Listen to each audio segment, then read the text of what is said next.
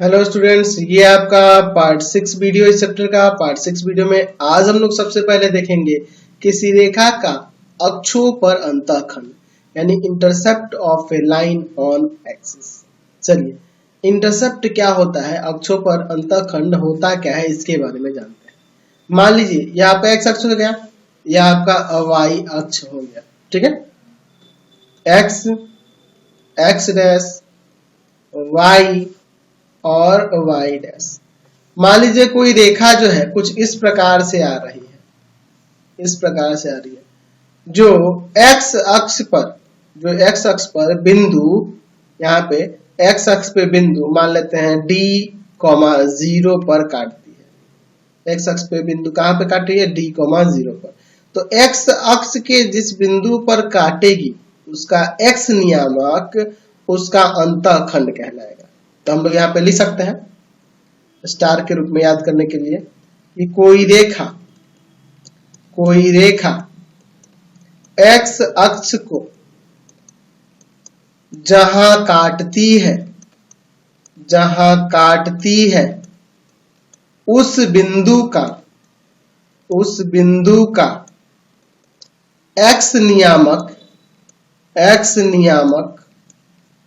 उस रेखा का x अक्ष पर अंतःखंड कहलाता है। x अक्ष पर अंतःखंड कहलाता है। x अक्ष पर अंतःखंड कहलाता है। समझ गए ना कि अगर कोई रेखा x अक्ष को काट रही है और x अक्ष को जिस बिंदु पर काटेगी उस बिंदु का जो x नियामक होगा उस रेखा का x अक्ष पर अंतःखंड कहलाएगा। यानी कि अगर मैं इस रेखा का नाम कुछ दे दूं, मान लो इस रेखा का L नाम दे दूं, तो लिख सकता हूं कि रेखा L का x अक्ष पर अंतःखंड D है। अंतःखंड क्या है आपका, D है। समझ गए ना, अंतःखंड D है। उसी तरह से अगर मैं y अक्ष की बात करूं, आप देख लो इसी रेखा या कोई अलग से भी रेखा ले सकते हैं। मान लो मैं कोई दूसरी रेखा ले लेता हूं, ठीक है, यह रेखा ले लेता हूं। यह रेखा y अक्ष को जिस बिंदु पर काटेगी उस बिंदु का y नियामक यानी कि यहाँ C जो होगा इस रेखा का y अक्ष पर अंतःखंड कहलाएगा। अगर मैं इस रेखा का नाम कुछ दे देता हूं, मान लो P देता हूं, क्या लिख सकता हूं कि कोई रेखा y अक्ष को जहां काटती है उस बिंदु का y नियामक उस रेखा का y अक्ष पर अंतःखंड कहलाता है। अंतःखंड कहलाता है। ऐसे हम लोग लिख सकते हैं। यानी यहां लिख सकते हैं कि रेखा P का y अक्ष पर अंतःखंड C है। अंतःखंड क्या है, C है। देख रहे हैं ना, y अक्ष पे इसका अंतःखंड देख रहे हैं, तो इसका y नियामक देखेंगे। जिस बिंदु पर y अक्ष को काटेगी उसका y नियामक उस रेखा का y अक्ष पर अंतःखंड कहलाएगा। समझ गए। अब इस अंतःखंड का प्रयोग क्या है, तो आगे हम लोग रेखा का समीकरण निकालना सीखेंगे, तो वहां पे हमें अंतःखंड का प्रयोग करना है। चलिए तो बात करते हैं किसी रेखा का समीकरण यानी कि इक्वेशन ऑफ ए लाइन। किसी रेखा का समीकरण होता क्या है, उसको हम लोग ऐसे परिभाषित कर सकते हैं कि किसी रेखा का समीकरण x और y में वह समीकरण ऐसे कर सकते हैं, x और y में वह समीकरण है जो रेखा परिस्थित सभी बिंदुओं को सभी बिंदुओं के निर्देशांक से, ऐसे कर सकते हैं, सभी बिंदुओं के निर्देशांक से संतुष्ट करता है या संतुष्ट होता है, संतुष्ट होता है। अगर मान लो मैं यहां पर ये निर्देशांक अक्ष लेकर x, इधर x डैश लिख देता हूं, y और y डैश लिख देता हूं। मैं कह रहा हूं यहां पे कि एक रेखा है जिसका समीकरण ax plus by plus c बराबर 0 है। ठीक है, मैं मान लेता हूं कि यह एक रेखा का समीकरण है, जो रेखा आपकी ये है, यानी कि x और y के हर एक मान के लिए इस रेखा पर जितने भी बिंदु होंगे वो सारे इस समीकरण को संतुष्ट करेंगे, इस सारे समीकरण को संतुष्ट करेंगे। इस पे जितने भी अनगिनत बिंदु हैं वो सारे अनगिनत बिंदु इस समीकरण को संतुष्ट करेंगे। तो ही मैंने लिखा है कि किसी रेखा का समीकरण x और y में या चर x और y में वह समीकरण है जो रेखा पर स्थित सभी बिंदुओं के निर्देशांकों से संतुष्ट होता है, सभी बिंदुओं के निर्देशांकों से संतुष्ट होता है, तो वो उस रेखा का समीकरण कहलाएगा। और उसके बाहर के कोई भी बिंदु पे यह समीकरण संतुष्ट नहीं करेगा। इस रेखा के छोड़कर इसके बाहर बिंदु इधर भी बहुत सारे होंगे, इधर भी बहुत सारे होंगे, उसमें से किसी पे भी यह संतुष्ट नहीं करेगा।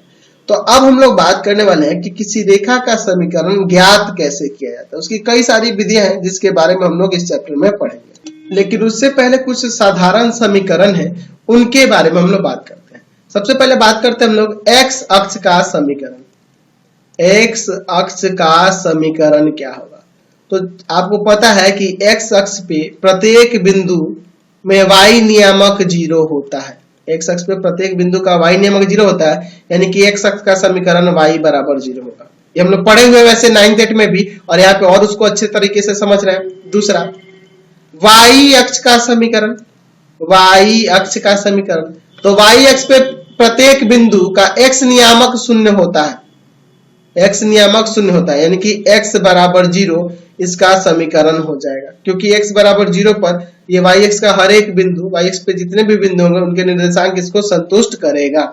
तीसरा, x अक्ष के समांतर, x अक्ष के समांतर रेखा का समीकरण, रेखा का समीकरण, तो x अक्ष के समांतर कोई भी रेखा होगा उसको y बराबर हम मान लो यहाँ पे लिख देते हैं b, y बराबर b लिख देते हैं। तो यह आपका इस तरह से रूप में समीकरण होगा, जहां b क्या है? x अक्ष से उसकी दूरी है, उस रेखा की दूरी है। समझ लीजिए कैसे, x dash y y dash. अगर मान लो यह रेखा यहां से जा रही है, यहां से जा रही है, ठीक है, यानी कि x अक्ष से इसकी दूरी यहाँ पे b है, यानी कि यहाँ जो प्रतिच्छेद ये बिंदु आपका b है, ठीक है। तो इस रेखा का समीकरण क्या हो जाएगा? y बराबर b। x अक्ष के समांतर किसी रेखा का समीकरण y बराबर में b कहने का मतलब कि x अक्ष से उस रेखा की दूरी। अगर कोई रेखा x अक्ष के समांतर जा रही हो तो उसका समीकरण हो जाता है y बराबर में x अक्ष से उस रेखा की जो दूरी होगी वो, ठीक है। y अक्ष के समांतर, y अक्ष के समांतर रेखा का समीकरण, रेखा का समीकरण, y अक्ष के समांतर रेखा का समीकरण क्या हो जाएगा? तो x बराबर में हो जाएगा a। मान लो इसी फिगर में देख लो, मान लो कोई रेखा x अक्ष पे इस तरह से है, ठीक है, देख रहे हो ना, y अक्ष के समांतर है, तो y अक्ष के समांतर है, तो यहां से यहां तक की दूरी अगर a दी हुई हो, अगर दूरी a दी हुई हो तो इसका समीकरण x बराबर में a हो जाएगा। यानी कि अगर मान लो यहाँ पे बिंदु 1 है, यहाँ पे 2 है और यहाँ पे 3 है, तो इसका समीकरण क्या हो जाएगा? x बराबर में 3 हो जाएगा, क्योंकि x अक्ष से इसकी दूरी कितनी है? 3 इकाई है। समझ गए ना? तो ध्यान रखना कि अगर x अक्ष के समांतर किसी रेखा का समीकरण कर रहा है तो y बराबर में x अक्ष से जो दूरी होगी वो लिखेंगे, है ना, लंबी दूरी जो होगी, और y अक्ष के समांतर रेखा का समीकरण कहेगा तो x बराबर में लिखेंगे जो x अक्ष से उसकी दूरी होगी, x अक्ष की उससे दूरी होगी वह हो जाएगा। तो ये तो सिंपल परिभाषा, सिंपल समीकरण हो गए रेखा के। इसके बारे में हम लोग पहले से भी जानते थे, हम लोग क्लास 9th में भी ये सब पढ़ चुके हैं, लेकिन अब जो हम लोग पढ़ने वाले कुछ एडवांस है, कुछ अच्छा है, उसको देखते हैं। चलिए तो अब हम लोग फिर कुछ विशेष प्रकार की रेखाओं के समीकरण के बारे में बात कर रहे हैं। पहला है जो है ढाल अंतःखंड रूप है, स्लोप इंटरसेप्ट फॉर्म। देखिए स्लोप यानी कि उसका ढाल दिया होगा और इंटरसेप्ट अंतःखंड, मैंने शुरू में ही बताया था अंतःखंड दिया होगा। तो हम लोग पहले बात करते हैं उस रेखा का समीकरण निकालना जिसकी ढाल जो है m है, ढाल आपके पास m है, तथा जो y अक्ष पर अंतःखंड C काटती है, यानी कि इसका y अक्ष पे अंतःखंड दिया है, तब इस रेखा का समीकरण क्या होगा। चलिए देखते हैं, इसको हम लोग साबित करके इसका समीकरण प्राप्त करते हैं। इसका फॉर्मूला बनाएंगे और उसका यूज हम लोग एक्सरसाइज में भी करेंगे। ठीक है, चलिए मैं यहां पर एक रेखा ले लेता हूं, वह रेखा इस तरह से हो जाएगी। ठीक है, ये आपकी रेखा हो गई। ये रेखा का ढाल जो दिया है, ढाल यानी कि m जो दिया है, ढाल m दिया है, ढाल कितना दिया है, m दिया है, और y अक्ष पर अंतःखंड जो है इसका c दिया है। तो इसका निर्देशांक हम लोग 0,c लिखेंगे ना, मैंने शुरू में ही आपको बताया था, है ना। मान लेते हैं, माना इसको मैं यहाँ पे ये बिंदु को क्या ले लूं, a ले लेता हूं। माना रेखा पर एक बिंदु x y स्थित है, या p x y कर देते हैं, यहाँ पे कहीं पे भी p x y इस पर एक बिंदु स्थित है। तो अब बताओ इस रेखा का जो ढाल होगा, रेखा का ढाल जो होगा, रेखा का ढाल वह किसके बराबर हो जाएगा। तो ढाल आपका तो m दिया है, तो ढाल अगर दो बिंदुओं से होकर जाने वाली रेखा का ढाल निकालने के लिए कहें, ये दो बिंदु से होकर जाने वाली रेखा का ढाल, तो आप रेखा का ढाल कैसे निकालोगे। तो आपका हो जाएगा, अगर मैं इसको x1 y1 मान लूं और इसको x2 y2 मान लूं, तो यहां से हो जाएगा y माइनस सी बटा में x माइनस 0 बराबर में m। ये भी रेखा का ढाल है और ढाल m दिया है। y माइनस सी बटा में x बराबर में m, y माइनस सी बराबर mx, यानी कि y बराबर में हो जाएगा mx प्लस c। यह रेखा का समीकरण निकल गया। तो ध्यान रखेंगे, उस रेखा का समीकरण जिसका y अक्ष पर अंतःखंड c है और उसका ढाल m है, तो उस रेखा का समीकरण इस तरह से हम लोग दिखाएंगे। तो ये आप फॉर्मूला याद रखोगे और ये चीज भी ध्यान रखोगे कि यहाँ m ढाल है और c जो है y अक्ष पर अंतःखंड है, तो हम लोग आसानी से एक्सरसाइज में उसका समीकरण निकाल पाएंगे इस फॉर्मूले की मदद से। चलिए ढाल अंतःखंड रूप का एक और देख लेते हैं, उस सरल रेखा का समीकरण जिसका ढाल m है और जो x अक्ष पर अंतःखंड d काटती है, तो इसका समीकरण क्या होगा। देखिए x अक्ष हो गया, यह y अक्ष हो गया, यहाँ पे लिख लेते हैं x डैश y और यहाँ पर y डैश। एक रेखा मैं लेके जाता हूं इस तरह से, ठीक है। x अक्ष पे इसका अंतःखंड क्या है, d है x अक्ष पर अंतःखंड, यानी कि यहाँ का निर्देशांक हम लोग 0,d लेंगे, सॉरी d,0 लेंगे, है ना। x अक्ष पे y नियामक 0 होता है, तो d,0 ले लेंगे। अच्छा, मान लेता हूं कि इस रेखा पर एक pxy बिंदु स्थित है। माना रेखा पर pxy एक बिंदु स्थित है, एक बिंदु स्थित है। अच्छा, चूंकि रेखा का ढाल आपके पास दिया है, रेखा का ढाल आपके पास m कह रहा है, तो ढाल निकालने के लिए दो बिंदु से होकर जाने वाली रेखा का ढाल क्या हो जाएगा, y माइनस 0 बटा x माइनस d बराबर में m। ऊपर y हो जाएगा, नीचे x माइनस d बराबर में m, यानी कि y बराबर m x माइनस d इस रेखा का समीकरण हो जाएगा। तो ये ध्यान रखेंगे कि अगर ढाल m दिया हो और x अक्ष पे अंतःखंड d दिया हो, x अक्ष पे अंतःखंड d दिया हो, तो उस रेखा का समीकरण के लिए यह फॉर्मूला हो जाएगा। समझ गए। चलिए अगला देखते हैं, ढाल बिंदु रूप यानी कि पॉइंट स्लोप फॉर्म। देखो एक बिंदु दिया होगा और ढाल दिया होगा, तब उससे होकर जाने वाली रेखा का ढाल समीकरण हमें निकालना है। उस सरल रेखा का समीकरण निकालना जो बिंदु x1 y1, देखो एक बिंदु दिया है, इस बिंदु से गुजर रही है तथा जिसका ढाल m है। चलिए पहले बगल में फिगर बना लेते हैं और फिर हम लोग क्वेश्चन को देखेंगे।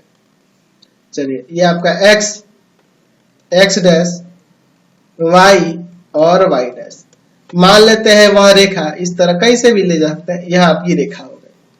अब इस रेखा पर एक बिंदु स्थित है a, जिसका निर्देशांक है x1 y1, और इसका ढाल दिया हुआ है। मैं मान लेता हूं, माना रेखा पर एक बिंदु P x y स्थित है। ठीक है, यहां पे एक बिंदु मान लेता हूं मैं P x y स्थित है, और एक तो बिंदु आपके पास ऊपर ही दिया हुआ है कि इससे गुजर रही है। तो अगर मैं इस रेखा के ढाल की बात करूं तो इस रेखा का जो ढाल होगा वह आपके पास m दिया हुआ है ना, तो रेखा का ढाल निकालने के लिए फॉर्मूला लगा देते हैं, y माइनस y1 बटा में x माइनस x1 बराबर में m, यानी हो जाएगा y माइनस y1 बराबर m into x minus x1। तो यह भी आपका रेखा का समीकरण निकालने के लिए एक फॉर्मूला हो गया, जब रेखा बिंदु x1 y1 से गुजरे और उसका ढाल m दिया गया हो तो। समझ गए? तो इसे हम लोग ढाल बिंदु रूप कहेंगे। नाम से ही पता चला कि एक ढाल दिया होगा और एक बिंदु दिया होगा, तो उसका समीकरण हम लोग इस फॉर्मूले के आधार पे निकाल सकते हैं। तो यह मान लो यहाँ पे कि यह रेखा जो है यहां से ना गुजर के मूल बिंदु से गुजर रही है, यहां से गुजर रही है। ठीक है, मान लेते हैं कि रेखा कोई है जो मूल बिंदु से गुजर रही है, मूल बिंदु से गुजर रही होगी तो उसका निर्देशांक तो 0 0 हो जाएगा, यानी x1 y1 के जगह यहाँ 0 0 दिया। अगर ढाल इसका m दिया हो तो यहाँ सिंपल y माइनस 0, देखो यहाँ पे 0 आ जाएगा, x1 y1 0 है ना जी, मूल बिंदु से गुजरे, तो बिंदु आपका 0 0 दिया है, बराबर में m इंटू एक्स माइनस 0, यानी कि y बराबर में mx आ जाएगा।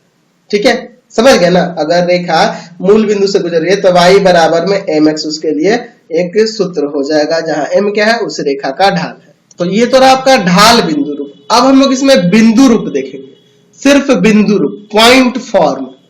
ठीक है, इसमें से खाली स्लोप हटा देंगे, ढाल हटा देंगे। दो बिंदु रूप 2 पॉइंट फॉर्म, ध्यान रखेंगे 2 पॉइंट फॉर्म।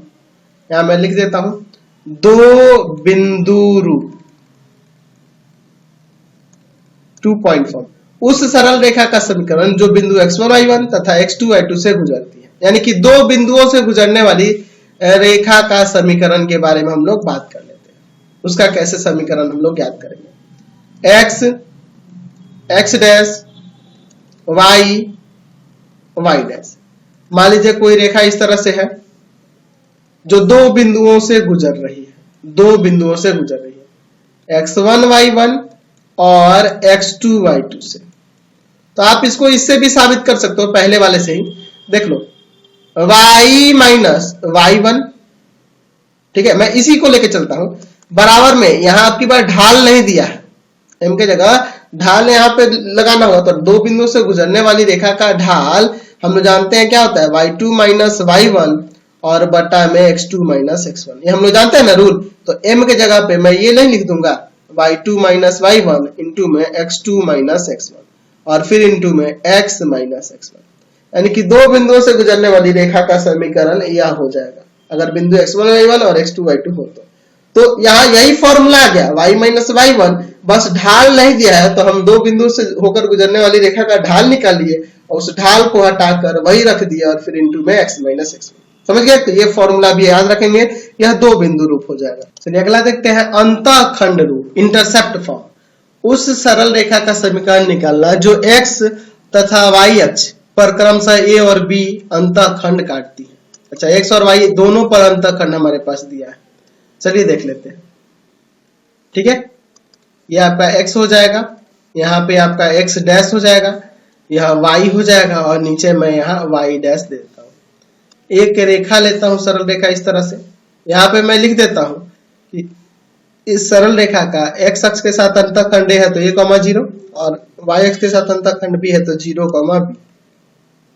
तो अगर मैं इसको a बिंदु इसको b मान लूं, अच्छा ये दो बिंदु जो दिए गए हैं, तो अभी मैंने देखा था कि अगर दो बिंदु x1 y1 और x2 y2 हो तो उनसे होकर जाने वाली रेखा का समीकरण होता है y माइनस y1 बराबर, है ना, m के जगह क्या था, y2 माइनस y1 बटा x2 माइनस x1 और इंटू में x माइनस x1। दो बिंदु से होकर जाने वाली रेखा का ढाल ये हम लोग देखे, समीकरण यह देखे थे। तो अगर मैं इसको x1 y1 मान लूं और इसे मैं x2 y2 मान लूं तो इसमें रख सकता हूं, आसानी से रख सकता हूं।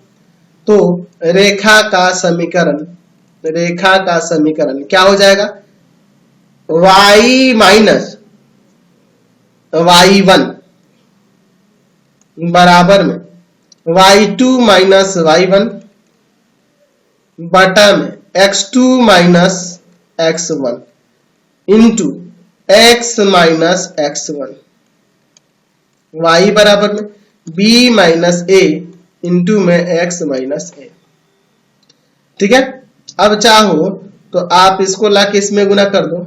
ठीक है, इसमें लाके इससे गुना कर दो, माइनस का a y और इधर bx माइनस का ab, इसको इधर लाते हैं, इसको इधर लाते हैं, तो यहाँ पे हो जाएगा ab बराबर में bx प्लस में ay, ab को इधर भाग में लेंगे तो bx प्लस ay बटा ab बराबर में 1 हो जाएगा। अब ab को अलग अलग भाग कर देते हैं, bx बटा में ab और प्लस में ay बटा में ab बराबर 1, b से b कटा, यहाँ a से a कटा, यानी x प्लस x बटा में a प्लस y बटा में b बराबर में 1। ये रेखा का समीकरण हो गया, जहाँ a और b क्या है, x और y अक्ष पे अंतःखंड है। ठीक है, तो x और y अक्ष पे अंतःखंड होंगे a और b, तो उसका लिए रेखा का समीकरण यह हो जाएगा। चलिए अगला देखते हैं, नॉर्मल फॉर्म यानी कि अभिलंब रूप या लंब रूप भी से कहा जाता है, अभिलंब रूप कहिए या लंब रूप कहिए। उस सरल रेखा का समीकरण निकालना जिस पर मूल बिंदु से खींचे गए लंब की लंबाई b हो तथा यह लंब x अक्ष की धनात्मक दिशा में अल्फा कोण बनाता है। चलिए मैं पहले फिगर बना देता हूं और फिर हम लोग क्वेश्चन को आगे डिस्कस करेंगे। चलिए देखिए, यह आपका x हो जाएगा, यहाँ पे मैं x डैश लिख देता हूँ, ये आपका y है और नीचे आपका y डैश हो जाएगा। एक रेखा जो है, एक रेखा कुछ इस प्रकार से जा रही है, मान लेते हैं यही रेखा है, थोड़ा सा और बड़ा कर देता हूँ, यह रेखा है। इस रेखा का समीकरण निकालना है जो मूल बिंदु से खींचे गए लंब से p दूरी पे है, यानी कहने का मतलब कि यहां से यहां तक की लंबी दूरी आपकी p है, यहां से यहां तक की लंबी दूरी क्या है आपके पास, p दिया हुआ है। ठीक है, और क्या कर रहा है, यह जो लंब है यह x अक्ष की धनात्मक दिशा में अल्फा कोण बनाता है, यानी कि यहाँ का कोण दिया है अल्फा। ठीक है, अब क्या कह रहा है, तो इस रेखा का समीकरण आपको निकालना है। ठीक है, मान लेता हूं, माना pxy है ना, या फिर कुछ और दे देते हैं, यहाँ पे ये देखो ये स्मॉल p है, नहीं तो आप ध्यान रखोगे ये स्मॉल p है, मैं ये कैपिटल P लिखा हूं, ये भी ध्यान रखोगे, ये स्मॉल p, ये यहाँ जो लिखा हूं ये स्मॉल p दिया है आपके क्वेश्चन में, फॉर्मूला में यहाँ स्मॉल p दिया है और यहाँ पे मैं कैपिटल P लिखा हूं, तो दोनों में फर्क समझ लेना। एक बिंदु या दूसरा कोई नाम ले सकते थे, एक बिंदु रेखा पर स्थित है, यहाँ पे मैं एक P बिंदु ले लेता हूं जिसका निर्देशांक है x, y। ठीक है, अब मैं क्या करता हूं, इस P बिंदु से इस पे एक लंब खींच देता हूं।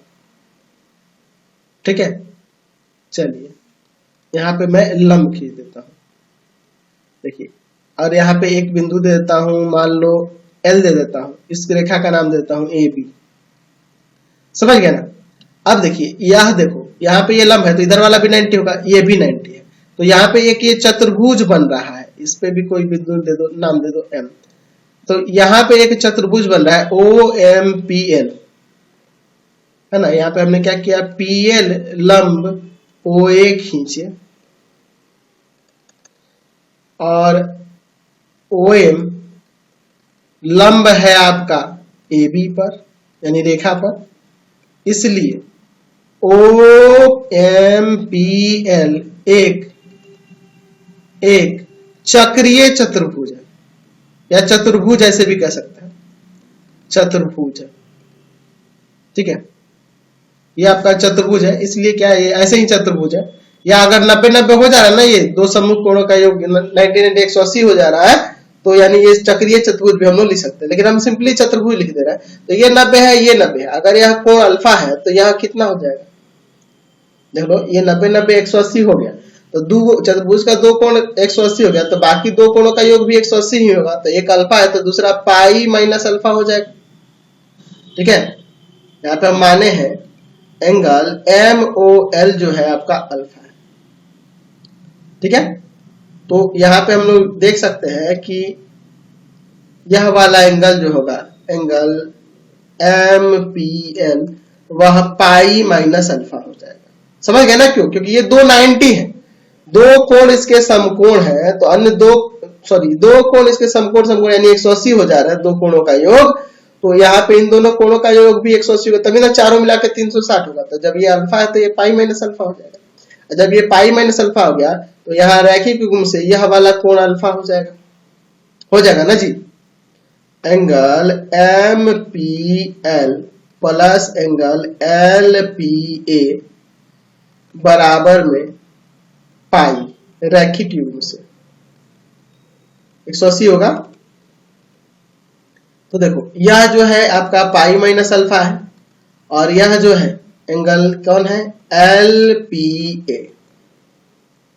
तो उधर पाई है, पाई से पाई कट जाएगा, माइनस का अल्फा उधर जाके प्लस का, LPA जो होगा आपका अल्फा हो गया, यह अल्फा हो गया। समझ गए ना, कोई दिक्कत नहीं है ना।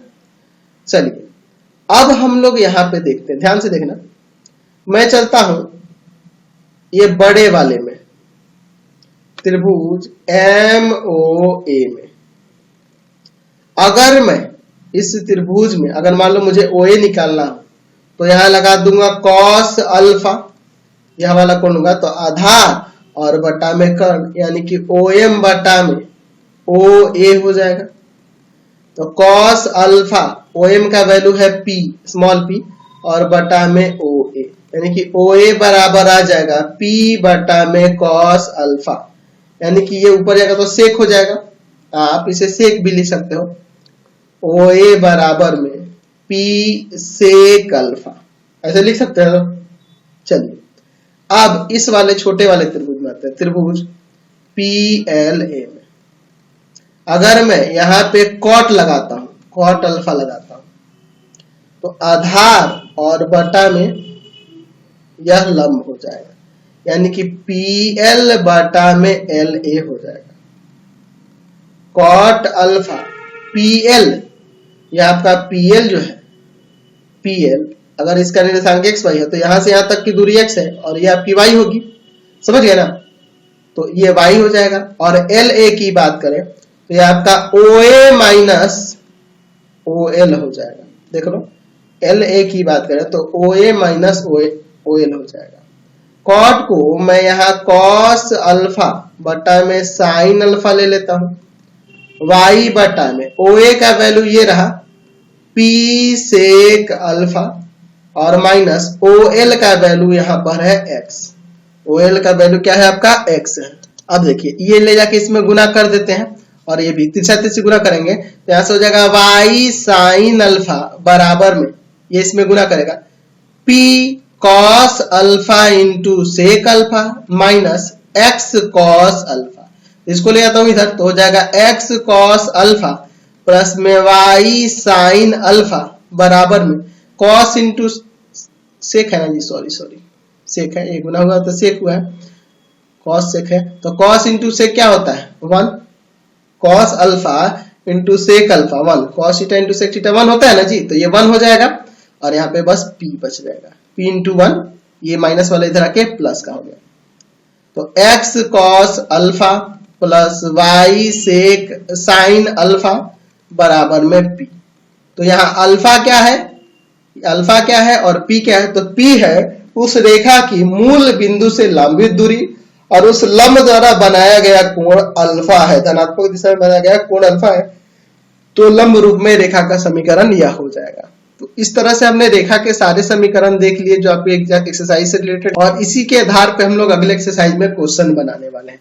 आपको हमारे 3 चैनलों को सब्सक्राइब करना होगा। पहला है path finder classes Chhapra, path finder classes Chhapra. दूसरा है भारती भवन रविकांत सर, भारती भवन रविकांत सर। और तीसरा चैनल है रविकांत सर के नाम से, तीनों चैनल को सब्सक्राइब करेंगे। इससे रिलेटेड वीडियो के लिए सीधे डिस्क्रिप्शन में जाएंगे और इससे संबंधित नोट्स के लिए आप www.ravikantsir.in पर जाएंगे। वहां जाकर आप इससे संबंधित सारे नोट्स को डाउनलोड कर सकते हैं, उसे पढ़ भी सकते हैं। Thanks for watching the video.